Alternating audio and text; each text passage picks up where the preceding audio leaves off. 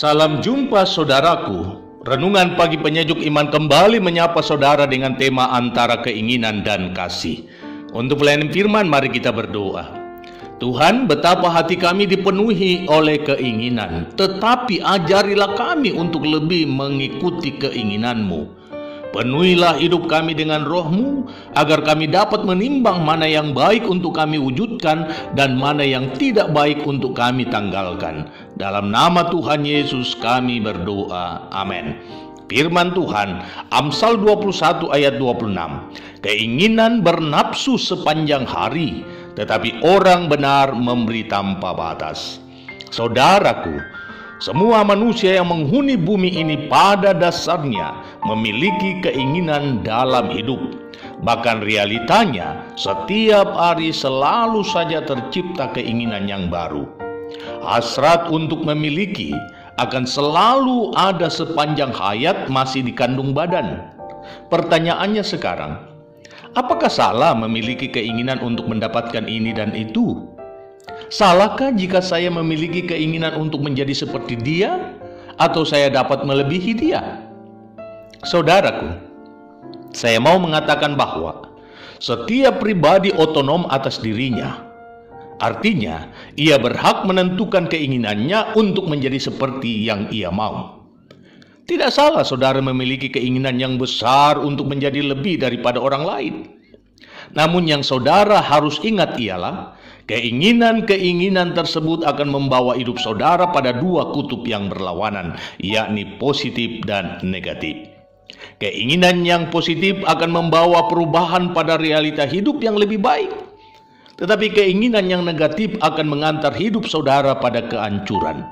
Dan sadar atau tidak, keinginan kita hari ini akan sangat mempengaruhi keadaan kita di hari esok. Keinginan yang positif lahir dari pertimbangan akal budi, dan keinginan tersebut berupaya diselaraskan dengan kehendak Tuhan atau berpadanan dengan firman Tuhan, sehingga keinginan yang demikian akan mendatangkan berkat dan sukacita. Tetapi keinginan yang negatif itu dibangun di atas dasar hawa nafsu untuk memuaskan kedagingan yang bertentangan dengan kehendak Tuhan. Cepat atau lambat, keinginan yang demikian akan mengarahkan hidup saudara kepada penderitaan dan kehancuran. Saudaraku, penulis kitab Amsal menasihati kita bahwa keinginan itu tidak akan pernah habis selagi kita masih hidup. Tetapi apakah kita harus menyibukkan diri untuk memenuhi semua keinginan itu sehingga tidak ada kesempatan bagi kita untuk merayakan kehidupan bersama dengan orang-orang yang kita kasihi? Ingatlah bahwa begitu banyak orang telah menyia-nyiakan waktunya dengan sibuk mengejar harta benda untuk memenuhi keinginannya, lalu lupa menikmati hari-hari ceria bersama dengan anak, istri, atau keluarganya. Padahal seisi rumahnya merindukan sentuhan kasih sayang daripadanya, dan ketika hari-hari malang menimpanya, barulah ia tersadar bahwa harta benda atau uang tidak bisa menggantikan kasih sayang, dekapan, dan senyum ceria yang dirindukan oleh seisi rumahnya.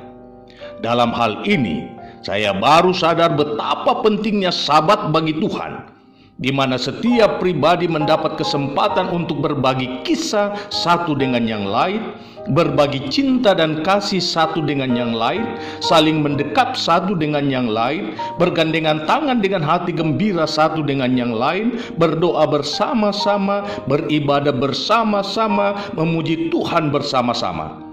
Dan dalam hal ini juga kita dapat mengerti apa yang dimaksud Amsal 21 ayat 26.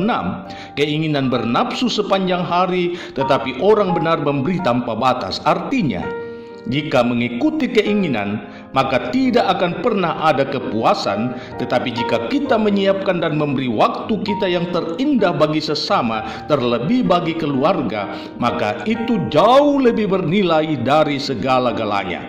Dan saya bersyukur bahwa pandemi ini mendekatkan diri saya dengan keluarga dan juga mereform relasi saya bersama dengan Tuhan dengan cara-cara yang baru. Dan inilah yang hendak saya tegaskan kepada saudara. Orang bijak akan menguji keinginannya, Dan orang benar tidak akan melewati harinya tanpa berbagi kasih dengan keluarganya dan hidup intim dengan Tuhannya. Selamat menjalani aktivitasmu hari ini. Tuhan Yesus memberkati.